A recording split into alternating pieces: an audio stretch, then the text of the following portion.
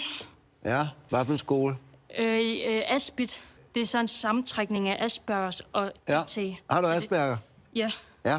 Må jeg godt sige noget? Ja. Jeg tror altså ikke, jeg får det bedre, hvis jeg ikke synger. Lad os snakke bagefter.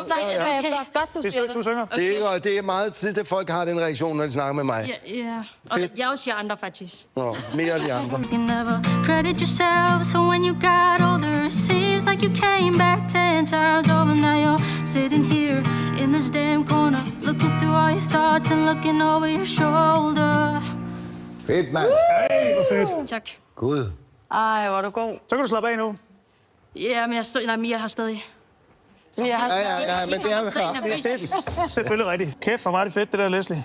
Grunden til, at jeg meldte mig til, var faktisk fordi, at jeg tænkte, at jeg kan ikke blive ved med hele tiden at gøre det, jeg godt kan lide. Altså, det er sådan en typisk autist-ting, at man godt kan lide rutiner, og man kan godt lide, at det er forudsigeligt. Men jeg tænkte, livet er jo ikke forudsigeligt. Du fortjener en mikrofon, sådan, så alle kan nyde de her nuancer. Ja, den er der. Men, Ja, faktisk en der. Ja, Kæmpe ja her. What? Stort ja. Kæmpe ja her. Mange tak.